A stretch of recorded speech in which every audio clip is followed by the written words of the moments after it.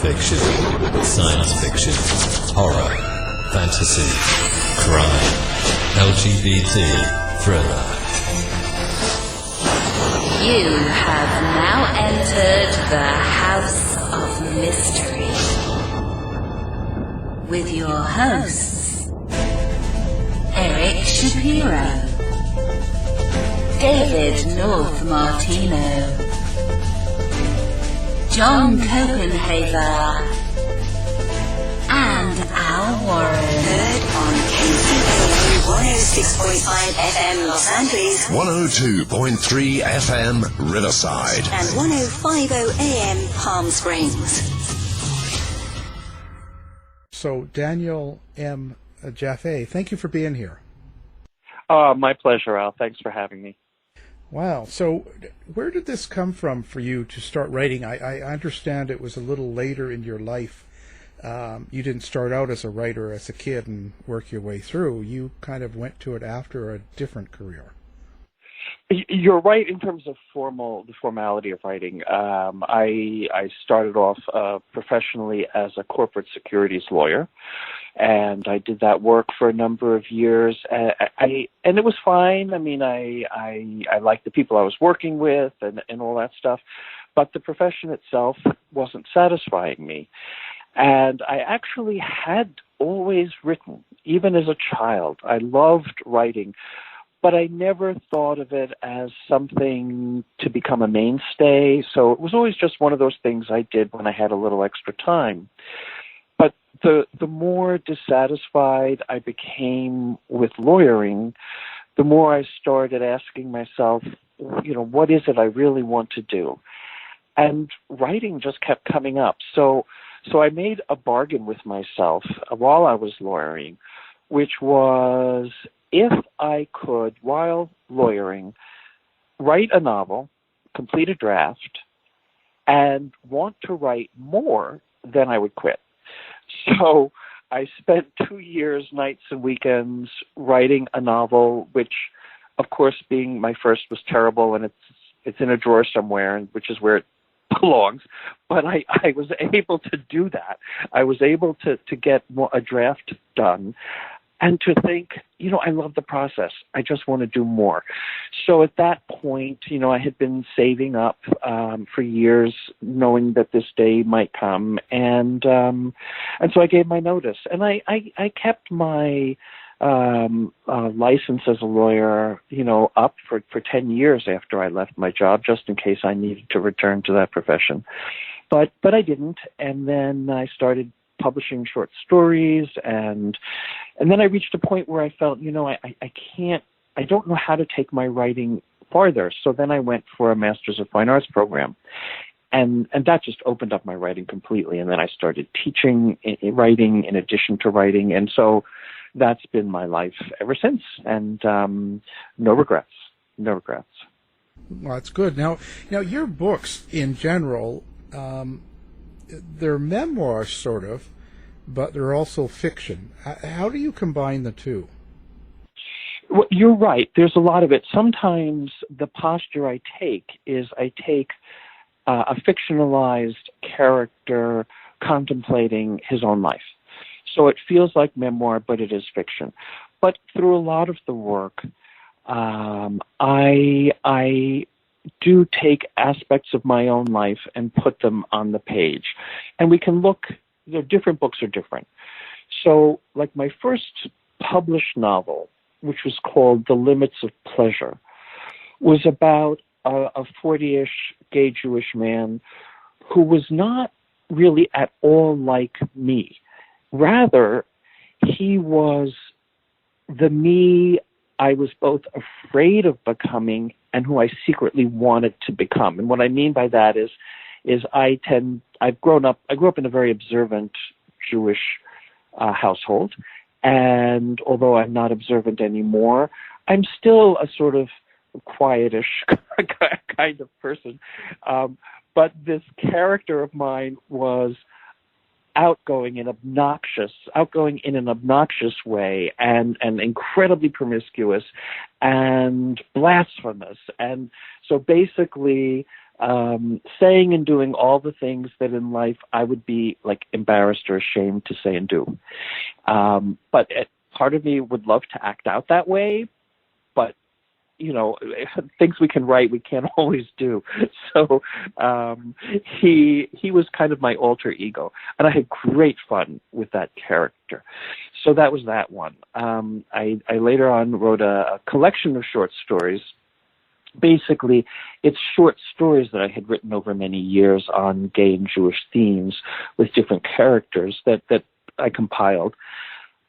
But the stories, many of the stories themselves were indeed based on sort of autobiography. So stories about dating, stories about breakups, stories about serious relationship, the pain of losing relationship, issues about coming out to parents.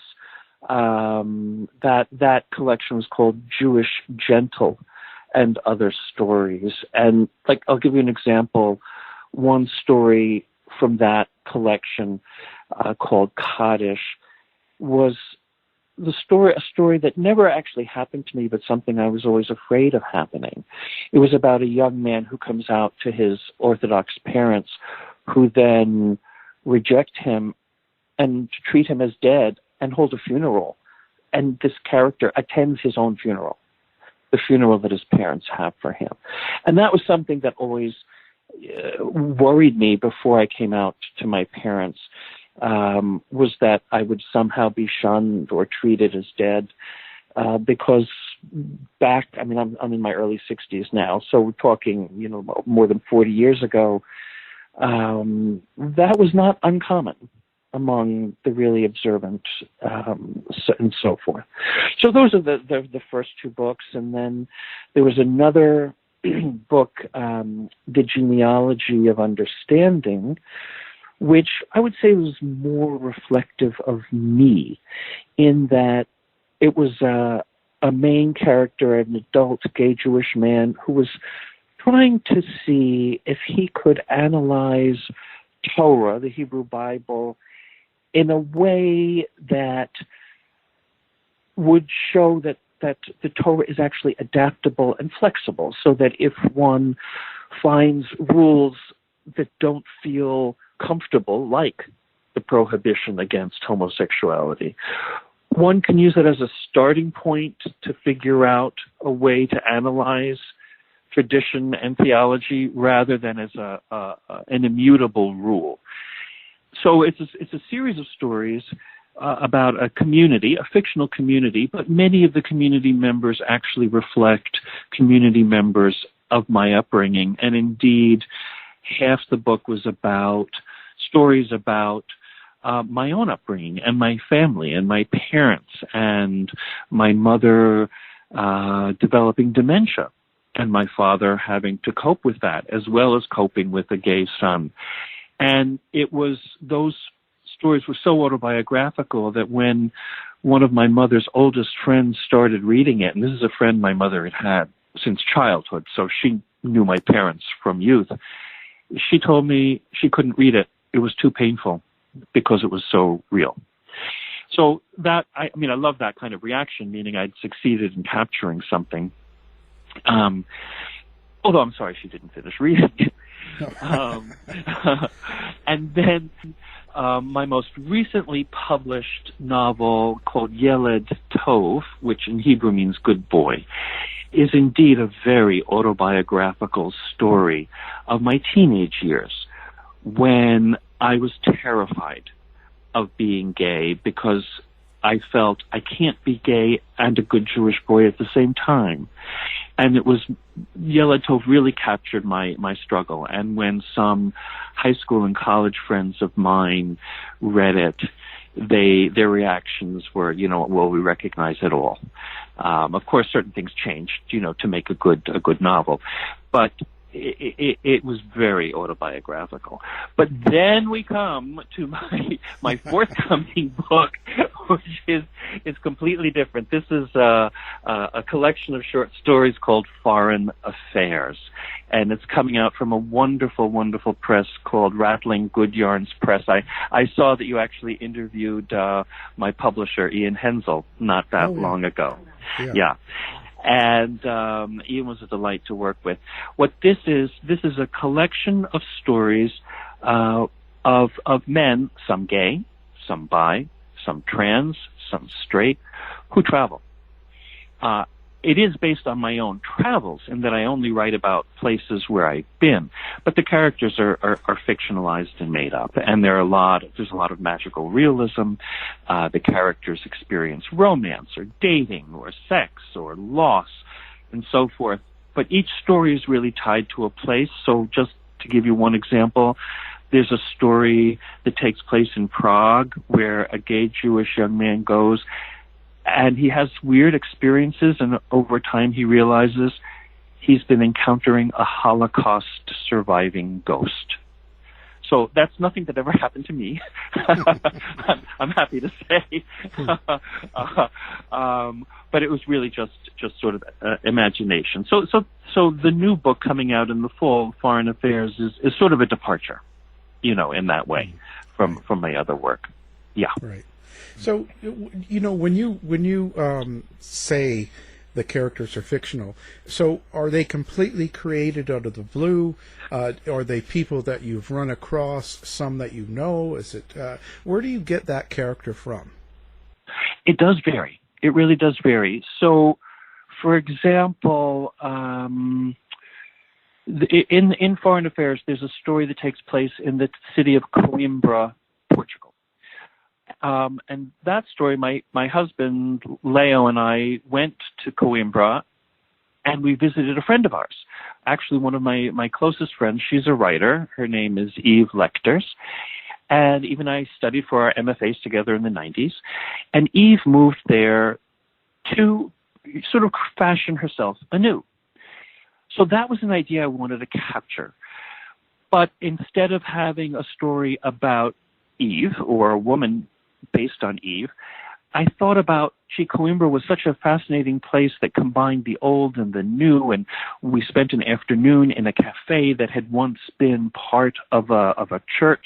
So a church was transforming itself. I thought, what a perfect setting to write about a transgendered character who had moved, an American transgendered character who moved to Coimbra to sort of restart her life. So I thought, oh, that's great. So there are elements of Eve's life underlying it, but Eve is not a transgendered person.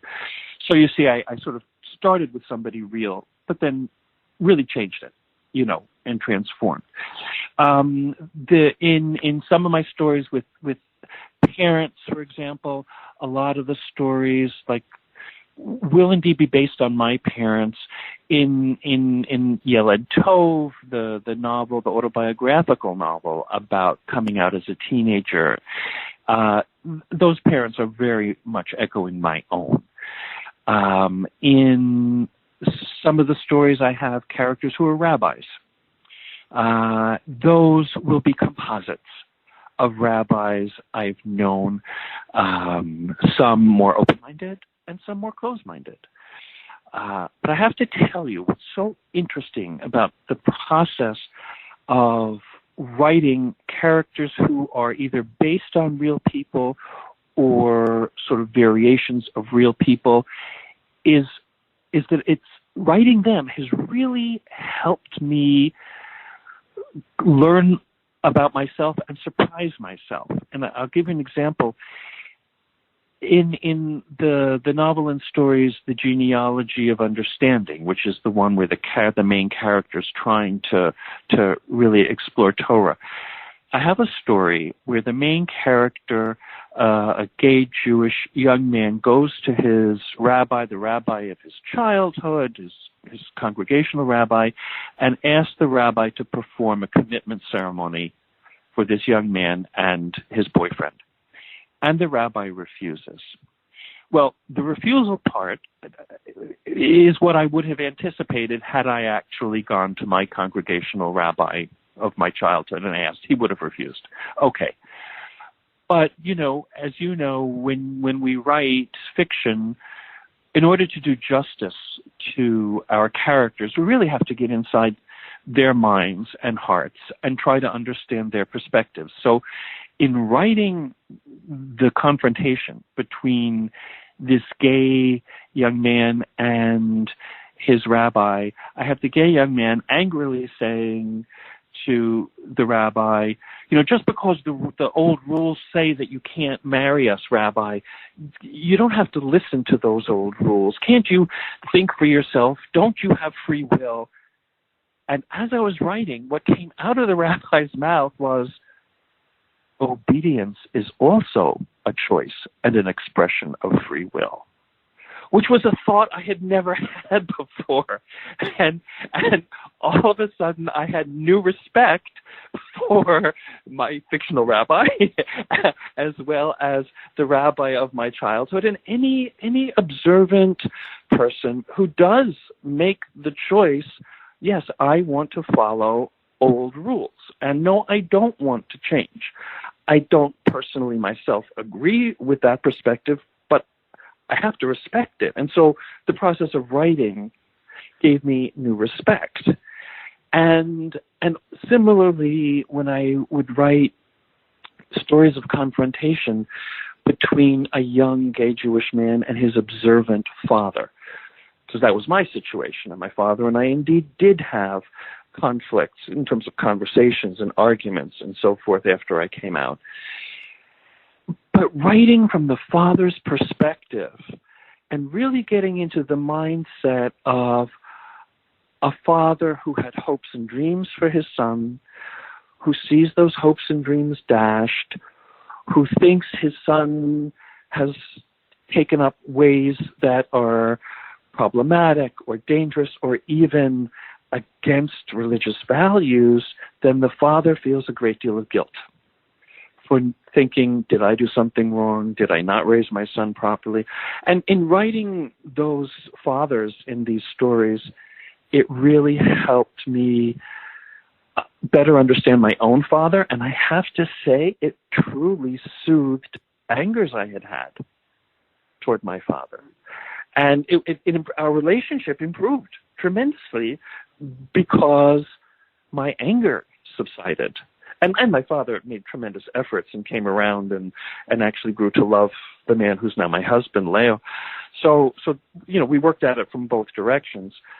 But the writing really helped tremendously. So when I do write stories based on real people, that's really a good thing. But I can tell you another example that's kind of very different.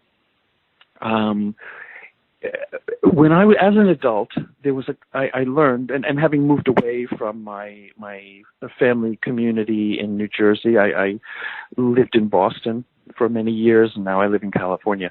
But while I was living in Boston, there was a scandal in my hometown. And what the scandal was that a local rabbi, not mine, not one I had ever met, a local rabbi not only had an affair with another woman, he was married, had 2 kids, he arranged to have the woman murdered, his wife. Oh. He arranged to have his wife murdered. And it was such a scandal. He was arrested, and he had 2 kids. One of them tried to defend him. One of them wouldn't have anything more to do with him. It was just awful, awful. So it got me thinking. I wanted to write a story, not that story, that had already happened, but a story about a rabbi who was unfaithful. And so I did. And so I created a fictional rabbi, but the story was sparked by a real event and real people, but it didn't track what really happened at all. Right. So there are all different ways, and then sometimes I just make things up out of the blue. Things just do, strike me, or someone tells me an anecdote, and it's like, oh wow, that would make a great story. Or here's one. One day, my husband walked into my home office, and just with his laptop, and said, "Look at this picture," and it was a picture of an old Jewish man seated in an airplane, wrapped completely in a see-through plastic bag. And that's like what? What is this? And so he said, you have to write about this. So, and my husband's not Jewish, so if any Jewish ideas come to him, he says, Dan, you have to write about this. Yeah, it's up to you. It's up to me. So I did research, and what I discovered was there is a phenomenon, not widespread, but it exists in the Jewish community. We can trace our lineage. Originally when the Hebrews left Egypt, there were 12 tribes, and among the tribes there was Moses' brother Aaron, and Aaron was the head of the priests, of the priestly class. So through the millennia, we have kept track of who is a descendant of Aaron. And in Hebrew, the word for priest is, this class is Kohen. So if you see someone whose last name is Cohen or Khan or even Katz, there are all kinds of derivatives. These names indicate to fellow Jewish people that their lineage goes way back. Well, the priest, there's certain biblical rules for priests. And among the rules are that they're not supposed to go to a cemetery, because cemeteries are thought to be ritually impure or unclean, and priests have to maintain purity. Well, these are ancient ideas that go back to when there was the temple, an active temple in Jerusalem, and the priest needed to be pure and clean going to the temple.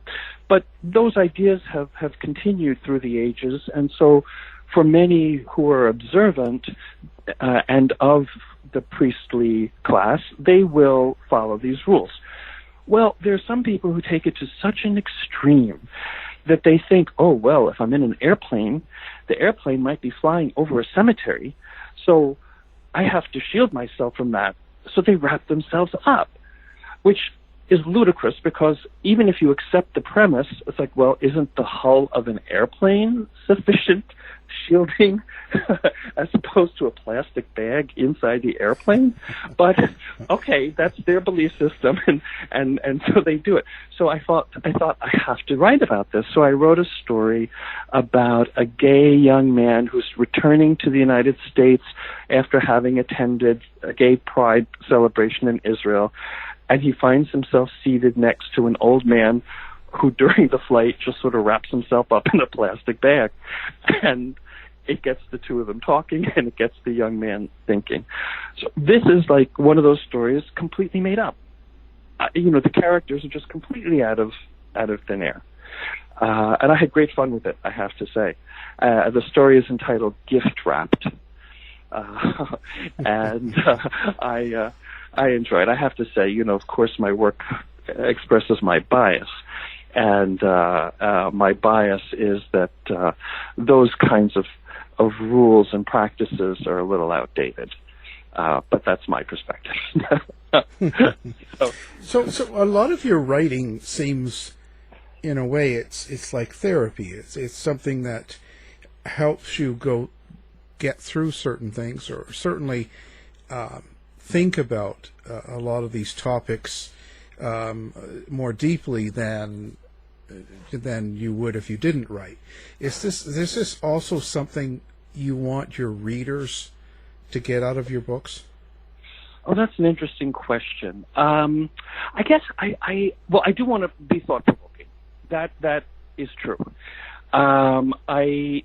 What I hope, I guess, different writings, I'm hoping elicit different kinds of responses.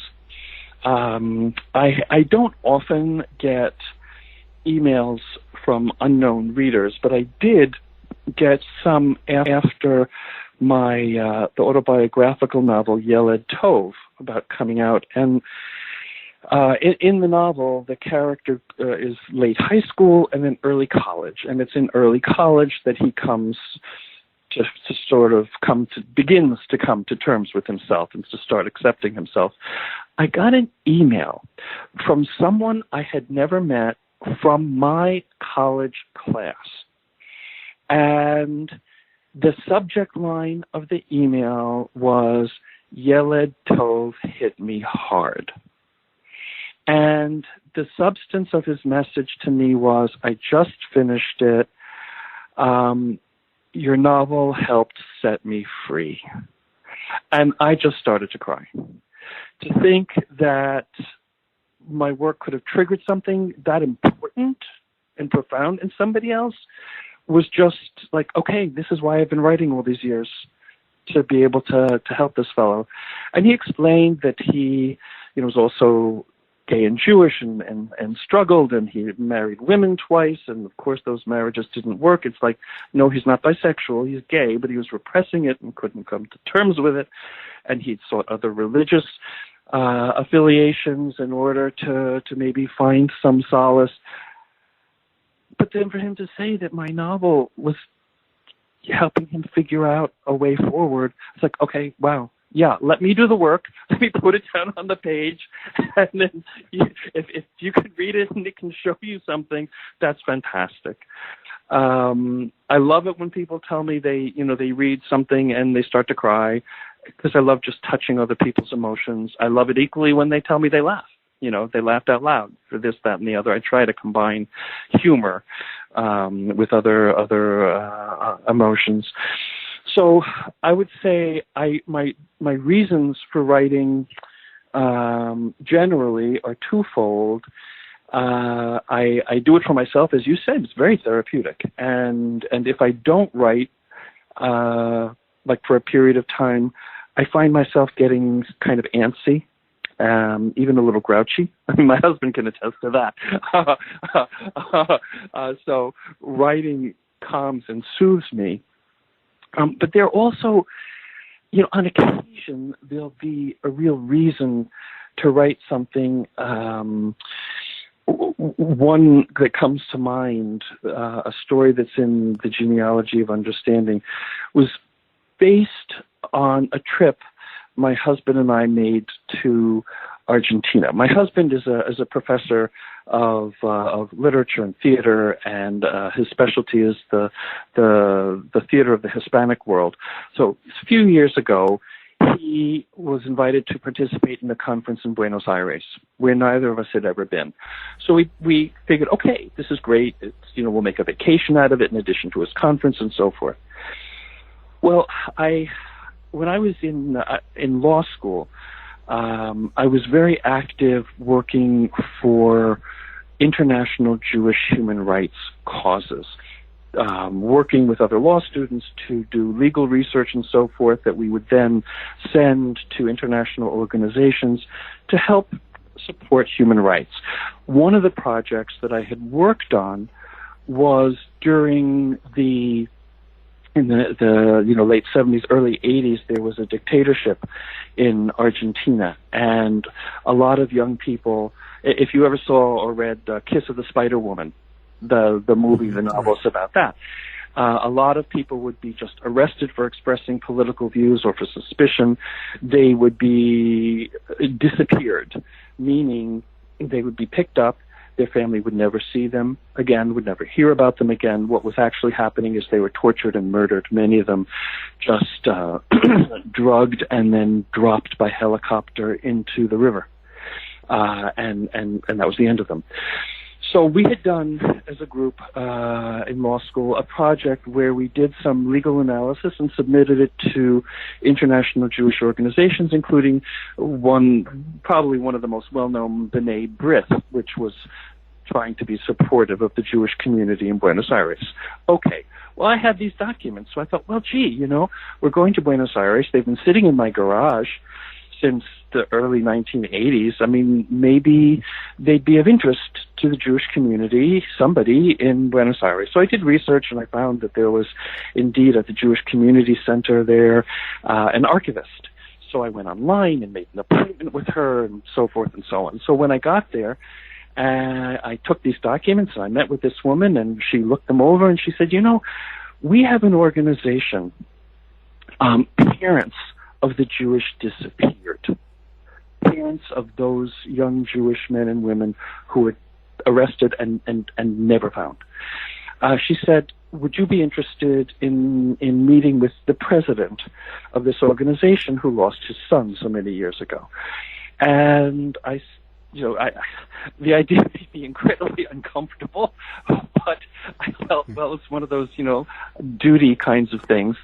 So I said, sure. So she made a copy of the documents, and I made an appointment with this fellow, and he was a doctor, and I met him at his doctor's office.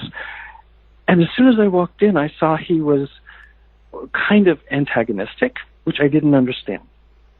And then when I showed him the documents, and I thought to establish legitimacy, I would start by showing him letters from B'nai B'rith, which was an organization they know about in Buenos Aires, he exploded, and he started screaming at me. And this was all in Spanish. My Spanish is very rudimentary. But, when someone screams, it doesn't really matter what language they're screaming at you in. You know something's wrong. And then he was screaming and screaming, and it turns out that he had approached B'nai B'rith and other organizations to help find his child. And indeed, the very person who signed the letter I was showing him is someone he had met. And all this person from B'nai B'rith had said to him was, have patience, we'll do what we can. So this father who never found, his son was arrested as a teenager and never heard from again. And I should say, had the son lived, he would have been the age I was when I met this guy. So, here it was like rubbing it in his face. And he explained he had such rage, no Jewish organization did anything for him, and so forth. So I just started crying. And when he saw, the tears coming down my face, he recognized that I had not understood any of this, that I was not there trying to propagandize for international organizations. I was just very sincere in thinking, this might be of interest to you. Then he ended the conversation with the following. He said, in Treblinka, one of the Nazi concentration camps, they wrote on the wall, writing will outlast us. And then this father who had lost his son took his finger and shook it in my face and said, you're a writer, so write. And that was the end of the conversation. So I came back home, and I did. I wrote a story of a semi-fictional character, but I basically wrote capturing the experience I had just had.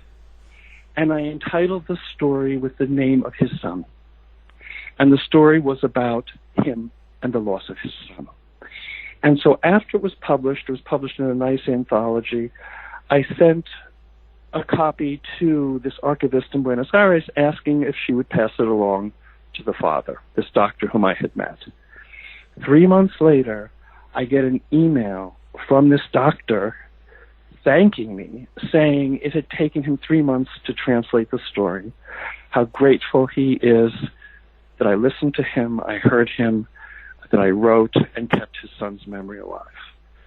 So that I was writing for him. And thank goodness I was able to get the story to him, just so he could know someone was indeed taking the situation seriously, and someone was indeed remembering his son. I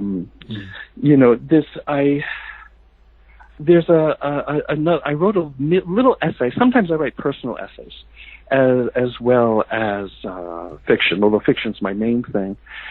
And I wrote a personal essay short about why write. As a writing teacher, this is a subject that comes up all the time with students, and different people write for different reasons. I think most people who begin writing anyway are doing so because they have things they want to get off their chest. They have things they want to explore. It's important to them. Others do it for more commercial interest, also a legitimate reason, whatever. But I wanted to explore something different because I had attended a show, a performance by children in Los Angeles of a play that had been performed in the Terezin concentration camp. In Terezin, which is outside Prague, as you may know, the Nazis tried to use it as a bit of a showcase. They had I think at one point 15,000 children there, and the kids would put on plays and so forth, and the Nazis would invite the Red Cross to make it look like everything was fine and everybody was happy. Well, in fact, they were not happy. They were miserable and being starved and terrorized and all that stuff. And it made me think, this is a reason to write. Look at these kids. Look at this play. We know it exists because it was written down. And so to write and document, it's kind of an important thing for the future. Who knows who will, come across what we write, but they might better understand today, 100 years from now, if they come across something that one of us writes today. So I think it's important to kind of just write as part of human history, in a way, that we, even if we're not writing about history, we are writing reflecting our perspectives and our daily lives. And so maybe 100 years from now, people will look back and say, what a fool that Jaffe guy was. But gosh, if he was typical, then there must have been a lot of fools around in Santa Barbara. Certainly is. No. Actually, when we talk about that, you are very much a big part of the stories you write. Yeah. So in the world the way it is now, and the things going on, from COVID to Black Lives Matter, right, to President Dumbo, right? You've got all of this stuff going on, and all of this, emotion flying around. How do you keep that out of your books, or do you incorporate it in the stories? Does it come through in your book? Well, I have to say, I'm not the best one to write, like take a contemporary issue and just spontaneously write about it. I'm someone who needs to sort of contemplate and process. And that can be like, I'm talking about years, like what's the significance of this? I do it a little, but not a lot. I think what I have, I think it was back like in the 19th century, a lot of writers, I think Balzac was one, who would get ideas, Dostoevsky too, from things in the newspaper. They'd see something, a really bizarre or interesting story or character, and then they'd fictionalize it. The problem today is, back then, okay, so a few people read the newspaper, but today, any story is just instantly all over the world. So everybody knows it immediately. So for me to try to write, by the time I write a story about, say, George Floyd, or a character like George Floyd, by the time I write it, by the time I get it out there, it's passé. And it will have been told a million times, and it will have been told better than I could possibly tell it. So I don't consciously choose to do that. But what I will do, like, for example, now I'm working on a novel that involves a range of characters of different ethnicities and races. That I purposely did because I want to reflect a more multicultural aspect of society. I should say my husband, Leo, is originally from Puerto Rico. So my in-laws are Puerto Rican. So we are a mix, a Jewish Latin American family. My household is multicultural. So I'm doing this. But as I'm doing it, I am very conscious, and this is the big challenge, of not misrepresenting anyone else's culture or ethnicity. I'm very comfortable writing about Puerto Ricans, but I'm not as comfortable writing about characters from other cultures because I fear either unconsciously lapsing into stereotypes, or the other thing that's coming up now more and more is co-opting, meaning using my voice as a white American writer to tell the story of somebody who has not had a chance to tell his or her own story, because so many writers who are not white do not have the same opportunities that I've had. So I don't want to do that. So when I do write about like multicultural stuff, I do it from the perspective of a white man, so that any limitations are clearly the narrator's, which are also mine. So I don't pretend to be able to write a novel as a contemporary black man. I can't do that. I don't, there's this old adage, write what you know, and I tell my students, well, that means that if you don't know something and you want to write about it, learn about it, so that it becomes something you know. But I think there's some things that I don't feel comfortable enough with. I don't feel that I can learn enough about it to write it sufficiently. And one of those things is to get inside other communities' heads to be able to write from a narrator's point of view. I can write from the outside, looking at these people going through the world, but not enough to get inside. So that's a conscious limitation in answer to your question that I impose on myself, so that I won't try to do that.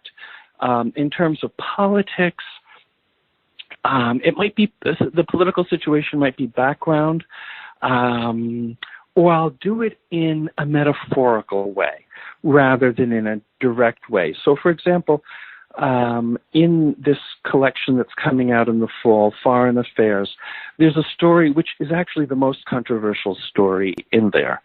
And my editor, Ian, and I talked a number of times about it, so that he could see what my real intent was, and he was very good about including it. It's called In the Colony. What it is a story about an American man who goes to Puerto Rico, which is an American colony, and is sitting on the beach, having a drink, and, enjoying his pina colada, sunny day by the beach. And all of a sudden, he notices a little girl is caught up in the waves and is going to drown. So he jumps off the balcony where he is, and he runs and he races and he saves her. Her mother is nearby, but the mother was paying attention to another child. Everybody is so grateful to him, and they treat him as a hero, and they want to treat him to drinks and to dinner and all this stuff. What the reader then comes to learn is, why was he watching this little girl? Why was he the one to notice? And it turns out he's a pedophile. And so that's the controversial aspect of the story. But I wrote it as metaphor for the U.S. colonizing Puerto Rico and other areas, other parts of the world, where you have a powerful country going in, offering good things, offering, as colonial powers did, either religion or economic benefits, supposedly, or other things. But what they're really doing is exploiting and taking advantage of the vulnerable, and ultimately going to hurt them terribly. And that's really what the story's about, ultimately. So there I took a political idea, but chose to present it indirectly, obliquely, rather than to write a story about colonialism, for example. So that's kind of what I do, is I tend, so you won't likely see me writing about outrage at the Trump administration. Yeah.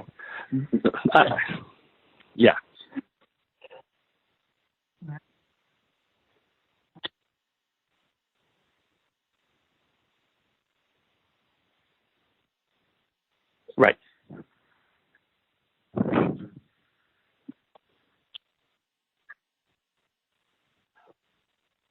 Right.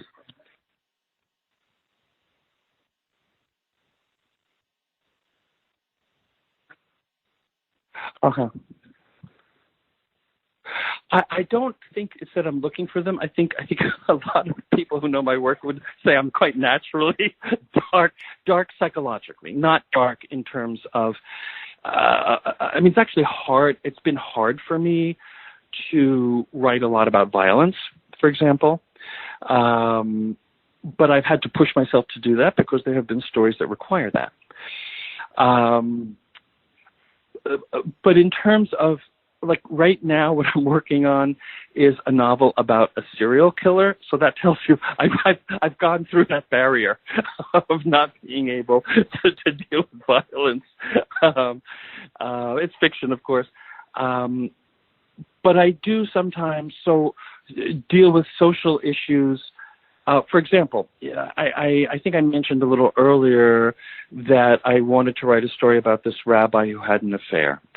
And what I did was I had a rabbi have an affair with his wife's African-American housekeeper. So now race is an issue. Okay. So I ended up writing actually a few stories about these characters. And in one of them, the rabbi finally, after maybe 8 years of not seeing the housekeeper who had given birth to his baby, goes to her house. And he's been giving child support all these years, but it's been secret, and he's never before gone to see his daughter.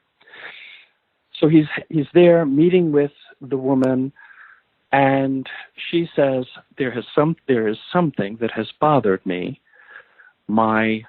all these years. If I had been white and your daughter had been white, would you have come to see her? Would you have acknowledged her as your daughter? Because I really wanted to deal with this race question. And as I started writing this, I didn't know the answer. But as I was writing it, the answer came to me, and the answer was like, perfect, yes. And his answer was, I don't care that she's black. What I care about is she's not Jewish. Because in Jewish tradition, the child is the religion of the mother. You're not Jewish. She's not Jewish. That's why I wouldn't acknowledge her. And it's like, yes, that's it. For some of the awful, rigid Jewish people I've known, the really Orthodox, many of whom are rigid, not all by any means, but many of whom are, I have not seen a lot of racism. I have to be honest. I really haven't. I have seen a lot of I don't even know the word, we have to just be pure among ourselves, meaning Jewish.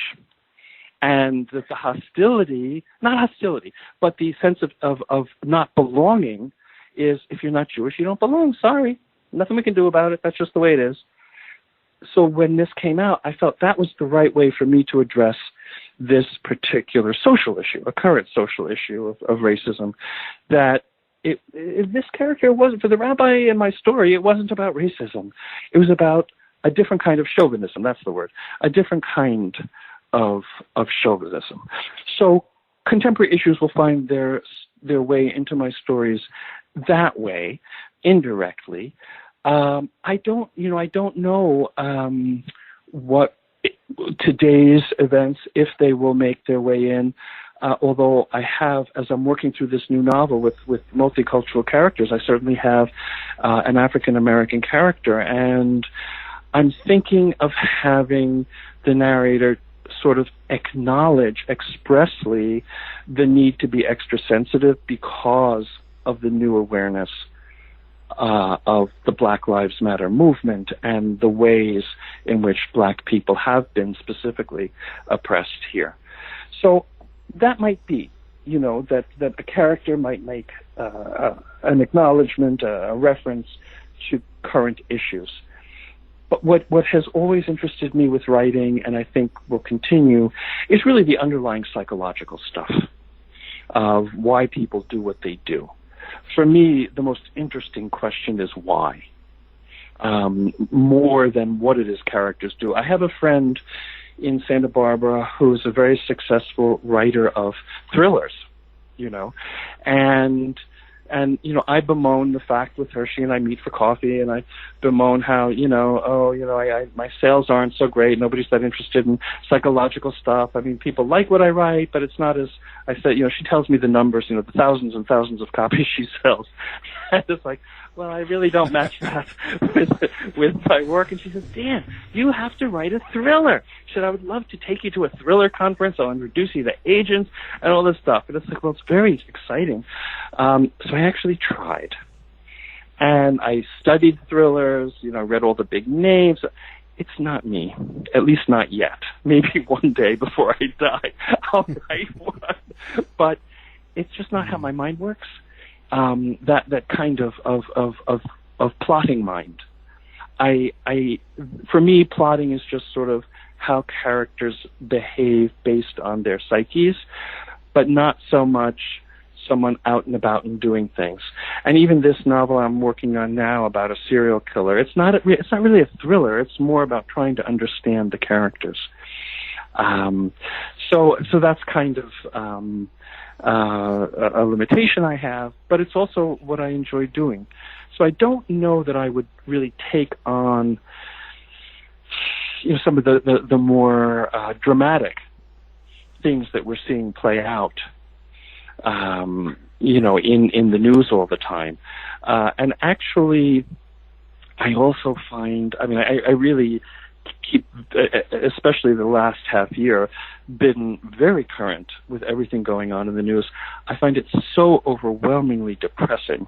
I think it's important for me to understand all this and know about it, but I don't want to spend more time on it when I write. For me, my writing is an escape within myself. I think you really put your finger on it when you use the word, therapy. For me, my writing is very therapeutic, and if I could find a way to write, about contemporary politics or social unrest effectively, I would love to. But I don't know that that's really my forte right now, Right. Well, writing about a serial killer is going to open you up to it. I'm hoping you're right. I'm hoping you're right.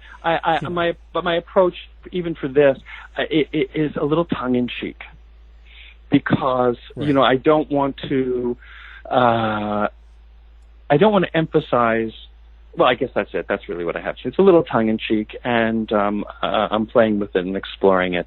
But maybe I will. Maybe it will. Maybe it will make me, more skilled at fast-paced plotting.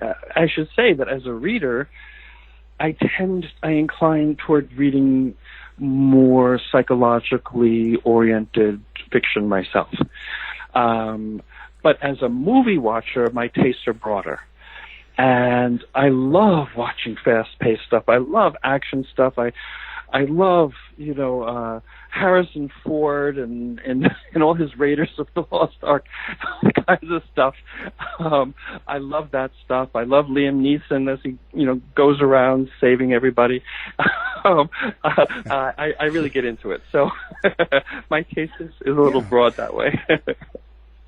Well, that's a good thing. I always say that, it's more about how the sausage is made than how it's presented. So in the writing. So that's kind of good. Now, do you have a website or something that people can come find you at that you like them to?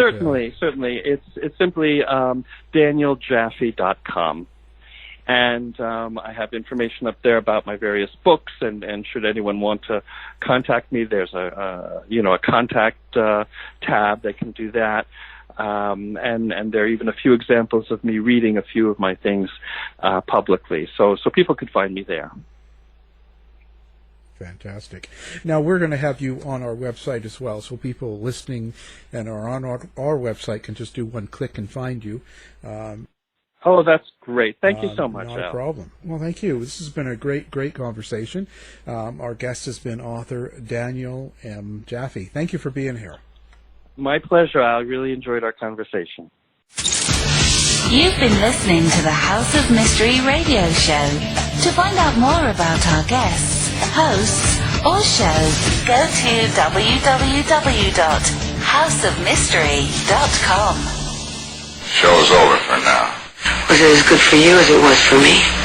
Well, good night. This has been a production of Something Weird Media. I'll be back.